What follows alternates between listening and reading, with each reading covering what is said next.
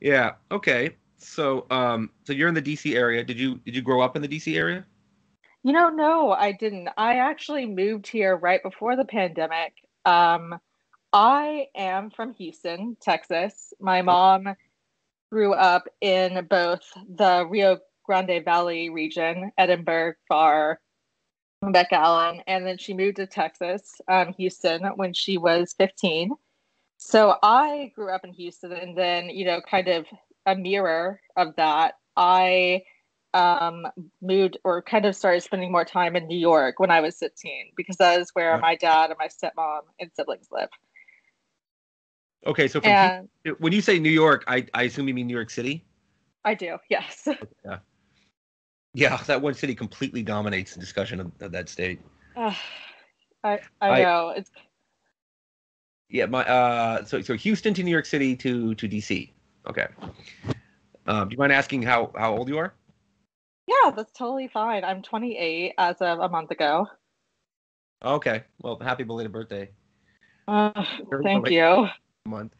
Yeah, I'm 42. I'm from California, kind of homegrown. I live in an area, the Bay Area, where there's a lot of transients and people from outside the area. So it's kind of weird to actually be local.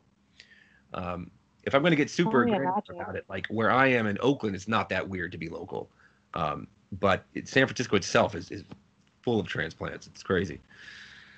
But So you're from the Oakland area specifically? You're from the Bay Area? I was born in San Francisco, and I lived in the Bay Area until I was about 3. But then I grew up in Sacramento, and now I've been back in the Bay Area for about over 10 years. Went to school in San Jose State. So I'm compared to how far people are coming generally to this area, I'd say I'm pretty local. Um, Oh, like yeah, a no, for sure. to like a rabid sports fan, to people like that are really like very localized, round the way types, often kind of working class. I'm not that local, I guess, but compared to the University of Michigan grad coming out here to work at a nonprofit or something like that, yeah, I'm pretty local. Oh, yeah, Yeah, no. How do you like Sacramento, by the way? I've always wanted to visit, and I feel like it's such an underrated city. it's funny you mentioned that because it's been described as kind of like a Texas city. Like the whole Central Oh, Valley, it does not look like what most people think of when they think of California. They think of the coastal areas by and large. Um, the Central Valley is hot and flat. It's more like a Texas. Um, and so yeah, Sacramento, it's if it were not in California, it would have a higher profile because it's a fairly large city actually. But between San Diego, LA, and the Bay Area, it's just it's like a Boise, Idaho in comparison. But yeah, it's all right. It's very very hot. That's one reason I mean, growing up, I just lived with it, and I didn't. It wasn't very salient in my mind. But since living in the Bay Area, now I can't unrealize how hot it is in Sacramento. So, but it's a more affordable version of California living than you'll have in the Bay Area. Um, it's Yeah, I grew up in South Sacramento with kind of high crime and not the greatest reputation, but oh, it's a lot more. I mean, to tie this into politics, I saw the kind of diversity there that disabused me of certain, I don't know, pretty lies about behavior on the part of any particular group. Um, you know, yeah, a lot of it's sort of a melting pot. Um, South Sacramento, living in the Bay Area. I'm exposed to mostly upper class whites, except for the homeless. There's been an influx of like young white homeless around here lately, but a lot of the whites around here are kind of fairly successful and educated. Um, so the Central Valley had more working class whites, and so yeah, what is your definition of upper class, though? I feel like what's really crazy, I think, to me about this whole discourse is just how many people have, I mean, I have to say, I think I will use Paul Fussel's class analysis before anything yeah, else, but what is your definition? What's your personal definition of that? of class, Of upper class oh, white upper and class. Well, I guess the classic definition is like kind of income based alone, but there is a combination. No, is it? No, I don't think No, it's so at not. all. Well, classic, maybe not. But I mean, as far like the rough and ready version of class that I would have, probably reinforced would be basically income almost solely. Wealthy people and poor people. Class is the kind of like obvious way to think about it first. But I think it's kind of a confluence of education level and income that creates class. What do you think? I actually don't think that at all. I think, so, and you kind of notice this. I would put myself and say I had a true upper middle class upbringing, but I'm still not really sure about that because I stood out in many ways. I think that class really just, it's maybe like 30% um, income, 20% education, and then the other 50% is habitus, or or it's your lineage, or it's your upbringing, or it's silent class markers. I think that's what a lot of people, I think, like, especially like in today's discourse or on Twitter, almost get wrong, and like why people are kind of shocked at these journalists who went to private schools and are lashing out and like, seeing Yeah. themselves as outsiders. It's because they probably were, as someone who kind of like grew up alongside some Southern old money and stuff, like I definitely felt that way, but I never was resentful about it. But then, you see these people and they're carrying it all the way to adulthood. Like they're mad that they didn't have debt balls. They're mad that they didn't have as much as their classmates had. And their classmates were never like, I know this from experience. Those people were never stuck up or they never had anything to prove. It was always these people. And somehow they all went on to become journalists, me included. Okay, so that third factor, apart from money and education, is you call it habitus. That's a Pierre Bourdieu term, I think. Yes. Yeah. So, but he was generally referring to like the habit of your social group. But do you mean sort of a combination of that and your like personal behavior, like observed individual behavior, or like your habits? That is your personal habits. I think I'm using Bourdieu's definition, but I also am saying yes. I think that your individual. Sorry, I hope you didn't hear that over the recording. I need to Yeah. turn off that volume. I think like your individual behavior is very influenced by your social group. Yeah. And I think that's kind of like what we're seeing right now, even with woke, is that there's just so I had this argument with a friend yesterday, and if it relates to this, I'll bring it up later. But I think that, people are like, oh, like this is going to last for such a long time. But, I think really it's not going to, because people are a little bit more influenceable than you think. Oh, this friend of yours was talking about the enduring phenomenon of woke. They think it'll last a very long time, and you say no. Yeah. And I say, I think, yeah, my prediction is it could be, but I mean, I think it's just because of maybe like the zeitgeist when I was in college, and then Yeah. I finished undergrad. You can tell by my age. I finished undergrad in 2015. So I kind of saw, I was like at the cusp of it, like I saw the tides turning, and I think social media played a huge part in it. I think that I think that people are pretty easily influenced, and that if for some weird reason we started seeing influencers and influential thinkers or Yeah. people who make those colored graphics kind of go all in on, say, I don't know, like right wing populism, you were going to start seeing that.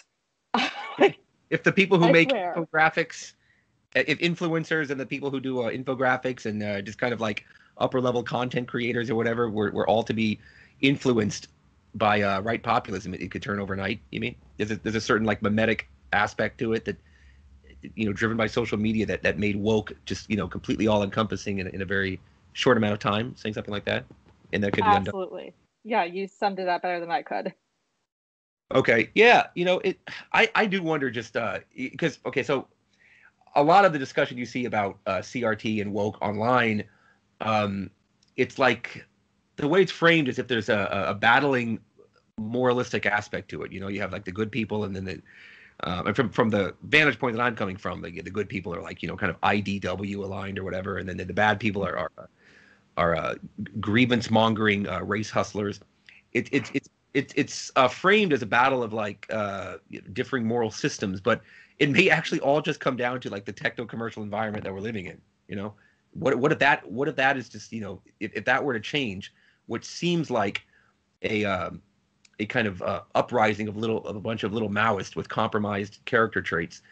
What if all of that were to just evaporate, and it turns out it was just like this get runaway trendiness, like woke trending, like trans trending, but woke trending, all driven by social media and just the fact that we're living in this kind of panopticon of people wanting to copy each other. That I really think there's a lot to that. No, yeah. I think I think you're right. I think my hypothesis is semi-correct, but I think, I think like some of like the true believers, like the ideologues kind of like saw their moment. And I think what people are, neglecting to mention is like these Masters of Education programs. Some of them really are just like infused with junk, but then there are others, like I know so many very, like do-gooder, I guess, yes, like white girls who maybe went to high school with me, went to college with me, and then they ended up, like they didn't major in education or anything, but then they ended up getting a master's of education or doing Teach for America. And, all of a sudden they're wokeified. I think it's because, they're just, you would have to know them. Like they're, the type, I'm sure, just like very, very influenced by social media, very image focused, but then also very earnest and very kind. And they want to do the right thing. And they genuinely have like this kind of this compassion in them. So I think but then, of course no normal person can really, take their beliefs or their family or their ancestry or like what they were born into and like reconcile it with this. Like nobody can meet these purity tests. Like we're going to go into a downward spiral. So, like you see this contradiction. They're going to post this stuff or even teach it in the classroom and then go out to dinner with their preppy, culturally conservative boyfriend who they've been, hooking up with since they were 13, that sort of thing. Yeah. Well, see, that explanation that it comes from social media influence, that would go further to explain the person who is, probably in their 20s or 30s and just has some kind of hobby or preference or is in an occupation that kind of skews young, but is not paying that much attention to politics, yet they recite all of the kind of woke shibboleths. That would go further to explaining them than the people who go to the School of Education, where even, long before Twitter was around, the cutting edge progressive stuff of a Rachel Sort and others was pretty prominent. So the people going to schools of education, I think, are less explainable by the social media mimetic type argument. Oh, yeah, no, I agree with you there. I'm just saying, I think maybe like some of the ones who come out with these masters that aren't very in depth, like they're just kind of, like, let me just get my license so I can teach. And I know a few of those where they're just very, like influenced by Instagram politics almost. Like it's not even like what they're being taught it, sure, but that's not really what's like penetrating their mind. It's Instagram politics and everything that we're seeing culturally. Yeah, I mean, when that person exits the School of Education and goes on to Twitter, they're going to have a little more clout, all else being equal, than other people of the same age but didn't go through a School of Education. So that kind of influence trickles down or trickles out. So there is that. And yeah, so I think without Twitter and social media, they wouldn't have as much influence. They would be restricted just to the people sitting right in front of them in the classroom that they're ultimately going to end up at, right? Now they've got that as well as people on social media. And I think for this kind of thing, Twitter probably is a better outlet than Instagram. Instagram isn't particularly ideological or political. I mean, other than they're just kind of rehearsing trendy things, but it's, in any case, yeah, I mean, it's more fashion and beautiful location focused and funny pet focused or something. Twitter is where the intellectuals go, if you can call them that. As debased as they are, they qualify. No, you're right. I think what I'm saying, I don't know if you've noticed this around Instagram, but there have just kind of been like what you're saying, it is kind of focused more on beauty and beautiful places, but then there are these accounts that manage to, I mean, because this stuff is everywhere, they kind of manage to merge that with these like colorful little infographics, or they start hiring on these anti-racist influencers. And this is before, last year's Summer of Rage. Like this has kind of been going on since I think like 2016. Yeah. It's weird. It's weird to think of Instagram being where like beautiful people living very unrepresentative lives go to show off their solidarity with the disenfranchised and the well, see, I want to say they're disenfranchised but not unfashionable. You'd think disenfranchisement goes with not being fashionable, but right now it seems like they go together. Yeah, like the most fashionable people are sticking up for supposed underdogs as a point of fashion. You know, Right. yeah, huh? How much? I wonder how much of Instagram is composed of excessively overweight people who are committed to stopping body shaming, Oh my. or is Instagram really pretty much dominated by good-looking people who might say something once in a while about body shaming, even though it looks like it's a performative contradiction, Oh, it's definitely the latter, but they don't say it once in a while. They say it all the time, and like somehow like this never really crosses their mind that it's contradictory. And then yes, there's actually these. I can't believe I went down this rabbit hole recently, but yes, there are these women who call themselves fat fluencers, and they're definitely. I think they're kind of the reason why we had the billboard now, the Calvin Klein billboard, and like why you see stuff like that. Like they definitely were starting that, where it's like normalized seeing fat women wearing whatever they want, and like it started on body positivity, then it just kind of became like straight up they called themselves fat influencers, not even body positivity influencers or anything like that. Okay, so it's not just it's okay to be overweight. It's like actually better or something like it. Just it's like morally superior, not Yeah, just. like accept me for being who I am and not conforming to health standards or something like that. Yes. Yeah, it's funny. Like, so I remember. Well, it's funny in the sense that I never thought much about like the kind of Sears catalog, whatever background condition of modeling and stuff when I was growing up. But with this discussion now, I think back on it, and it's true how most of the bodies you were seeing really didn't look like typical Americans. But I'm not sure I ever thought that they did, though. I mean, I knew it was like aspirational. Um, but yeah, I mean, they do look more like the typical American now, so that is a kind of win for realism. Um, Whereas I'm not so getting back to the woke stuff. I don't know how realist that is. I mean, you have to sort of unpack it, but in some sense, even that is more realistic as far as acknowledging group differences and frustration there, gaps not being closed. I guess it's more realistic than a kind of glib individualist type of I don't see color or something like that. But anyway, I kind of went down a rabbit hole myself there. But yeah, so I have a little sympathy for the body positivity stuff and anti-fat shaming because I don't know. I think there's a kind of dismissal on the pull yourself up by your bootstraps, libertarian influenced right of just how difficult it is to overcome a lot of genetic predisposition in your health. I don't know if like I don't eat well. I do exercise somewhat, but I just happen to be a certain height and metabolism that it doesn't plague me.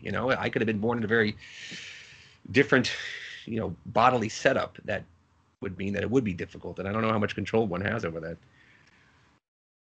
No, I think you're totally right. Like, I do sympathize with those. I think that, it is kind of more about genetics than you would believe. But I think what happened was, this is my theory, I guess. Yeah. Like with 2000s culture or the culture kind of before all of this, the claim is that girls internalized that and wanted to and like didn't see and saw that as the standard. I don't know if I did, but I do think there was some, maybe like looking back, there is kind of something to it. You would watch these shows that were so popular at the time, like The OC and Gossip Girl, or like all those shows that are of that ilk. And they're playing high schoolers, and they're in their mid 30s. Like that's not that's a normal occurrence. Like that's been happening for a while.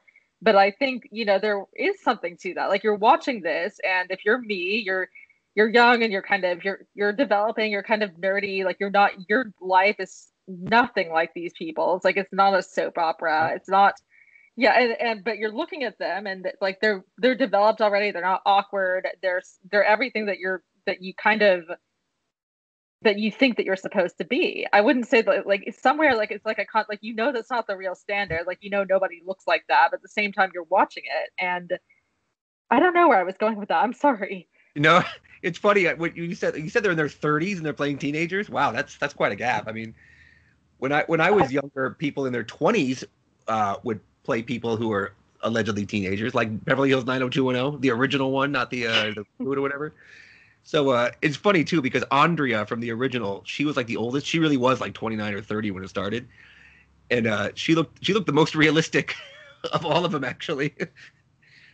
Oh yeah, no, I mean, it is weird. I think it was like that with some of the like the even like some of the Nickelodeon ones, like Zoe 101 or whatever. Like, yeah, they would have like a 29 or 30-year-old playing a middle schooler even. But of course, I was like, and somehow they'd be the most realistic looking. Yeah, it's funny. Like it's weird. That's the one like somewhat. I'm gonna call it a quasi exception because I mean for people who are like in their 50s and 60s, whether you're 30 or 18, you're all young. But like generally, there's like a youth worship in Hollywood. But it's actually better to be slightly on the older side of young than straight up young, I guess, to get some roles. Um, I guess you've got a track record of being a good actor who shows up and they want someone with something on their resume, the same you would have in any job market, right? So, No, but if that's you're true. 18, And not yet. I guess no, I guess I take it back. It wasn't all people in the like it was predominantly people in their like mid to late 20s, I think. Or sometimes that, Yeah, yeah, I think yeah, so. but then yeah, I think, not always. Like there are definitely I think even what was it? Like the guy who I remember I think like there was a Disney show that came out when I was in middle school and I think the person who was supposed to be Miley Cyrus's brother was absolutely 30 playing a 15-year-old and he's your age now. Like something like that. Yeah, remember? Did you see that 21 Jump Street movie? The first one, they Yes. made a 22 Jump Street, but yeah, I remember that part when Channing Tatum, the coach is saying like, "Damn, like you're in high school, you look like you have a body of a 28-year-old. Look at that definition." That's kind of like like what the show's doing, right? Yeah, so just kind of getting us back on track. I do think that this could be an overreaction to that. Just, I guess, you had it during your upbringing. I had it during mine, where all these primetime teen shows were not featuring teenagers themselves, which makes sense. Like professionally, it does make sense. But if you are a kind of gawky looking 16, 17-year-old and you're watching a 27, 28-year-old play a high schooler on screen, you're going to have these weird, unrealistic expectations. And I guess, I used to think people didn't internalize that, but like the more time you spend on Twitter or social media, it's like, oh no, no, people just are Yeah, very literal minded now. yeah. It goes to show you that like the ideal age is right around 30. You're grown just enough to start having some money come your way. I mean, if you're a guy, you've got more confidence. Usually, it's sort of a cliche that they mature later and all of that. But yeah, like being a teenager, you're still kind of under the thumb of parents and all of that, and just institutions. And 40 is too far. And certainly beyond that, everything knows. And then, but right around 30 is kind of like the ideal age. I bet if you were to ask Americans if you could like kind of be preserved at a certain age, what would you pick? And I think it'd probably be about right around there. But I'm sure guys would give a somewhat higher age than women. I don't think it'd be 30 for women if I were to guess, but who knows? Yeah, no, you're probably right. But I was thinking, I feel like, I mean, I'm not there yet, but when I think about it from your end, yeah, it almost sounds about right. Like, give me a couple more years, I'll feel more secure financially. I'll feel a little bit more secure in myself. Like, I see that. I do.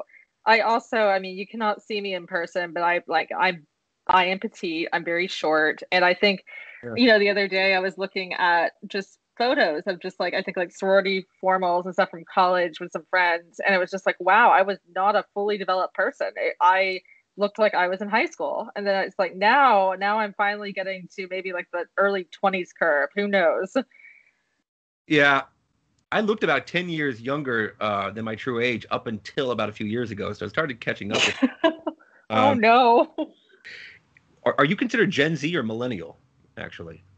I am a millennial. I'm the cutoff. I think a lot of people kind of like mush that up, but the youngest millennial is 1 year younger than me. They're a 94 baby, and I'm a 93 baby. Okay. Yeah, I'm just outside the millennial window. I'm a couple years older, so like the oldest millennials, I think, are turning 40 right around now. It's kind of Yeah. there's a gap, or not the gap. That's not the right word. There's a window of about, I don't know, 10 to 15 years.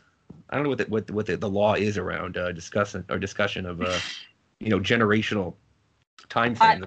But I think I don't do you I think Camille Foster was talking about how he is the cutoff, I think, and I think he was born in 1981. I think that's the cutoff. I mean okay, the beginning, yeah. okay, yeah, yeah. I'm Like we're old now. what was that? No, millennials are old now. I think they use that to Yeah, refer to Gen Z, but no, we're the youngest person or the youngest millennial is 27. yeah. The millennials were graduating high school in 2000. That's kind of the rule, like give or take a year. And I graduated in '97, so yeah, I'm just outside the window a little bit. I don't know if you know who Razib Khan is, but I'm basically in Yeah. his generation. Yeah, I just talked with him. He's one of the most high-profile people I've ever talked with. I was glad that he said yes to that. We co-blogged a way back, but yeah, I'm in his generational cohort. So that would be you were born in 79 then? 78 actually. September. 78. Okay. I was born Yeah. when I was born. Harvey Milk was still alive. Oh, oh God, that's a good way to contextualize it. Okay. Yeah, he would be alive for a couple more months. He was sadly assassinated, Yes. like November of '78, I think. But yeah, I like that movie because it got. I mean, if people on the right side would be like, "Oh, Harvey Milk movie, blah blah blah," but I had like sort of localized reasons to appreciate it. I think it got the time frame or the look of San Francisco in the '70s and '80s like pretty accurately. You know, I've noticed. Now I'm pivoting to another subject, I know, but like movies and television have become more historically accurate. They're paying attention to details in a way that they didn't in movies and television when I was growing up. That's one good development. Um, anyway. No, I think, I mean, I wouldn't be able to compare, but I think you're right, actually. Like, it does seem like people are actually putting in research and they're trying to be historically accurate. I have a question for you. May I ask it? Even though it's supposed to be the other way, but may I ask? Sure. Yeah. So you're okay. If you were born in 78, that means that you were, you graduated from high school and you were starting college during the first wave of this. And you were in San Francisco. No, you went to San Jose State, but you were kind of in one of the prime areas. Do you have a comparison? What was it like? I mean, Well, like as so I was I went in to elementary school in the 90s. okay, yeah. So K through 12, I have a pretty normal educational story to tell, but I ended up going to college late. Actually, I started college at like 25 or 26. Oh, And I by the time I went, I was just kind of it was a commuter college experience. I did the thing where you go to a junior college for 2 years and you finish the other 2 years at a 4 year. So I bypassed all of the fraternity stuff. I was never involved in anything like that. But getting back to K through 12, you're asking about like how proto woke was it or something? yeah. I guess like what was the 90s PC wave like since you were old enough to truly remember it? Yeah, And well, you you were know, a young adult. I mentioned on Twitter that in eighth grade, our teacher took us to see Malcolm X. So, it's fairly woke. Wow. Um, but it didn't feel quite dominated by the black experience as much as it is now. So the term then was like multicultural, Oh, and so there was just it seemed to be about an equal emphasis on like Hispanic, Asian, and black influence. You know, I mean, white stuff still like figured very largely, but it's like that wasn't like the new thing to get excited about. And so I remember reading. There's a book called Dragon Wings. I think I read that in I don't know seventh grade, and that was a focus on like the Chinese American experience in 19th century San Francisco. So it was a little more Asian and a little more local. Um, well, I mean, no more local, I think, than other localities. I mean, I don't know what it's like going to middle school in Minneapolis if the reading assignments are sort of have much or somehow have something to do with maybe the minority experience in the upper Midwest. I don't know, but California, the reading assignments were often specific to the region we were in. I remember reading A Raisin in the Sun, which I think Oh, was a play, I believe. Uh, yeah, yeah. Except that's great. You read that in K through 12. Yeah, that's amazing. And it kind of, I wonder if that's just like one more example of how dumbed down things have become. I read that as a freshman in college. So, oh, really? Well, it's funny because yeah. I didn't do very well in high school, and I remember my friends who were in like more advanced classes. If I recall correctly, they were reading things like Jane Austen and stuff, and I was reading A Raisin in the Sun. I was reading shorter books that were based on plays. I mean, I don't know how much based on play is supposed to be like a burn because isn't Shakespeare all based on a play or I don't know. No, that's not a burn at all. That's modern drama. That's part of the Yeah, canon.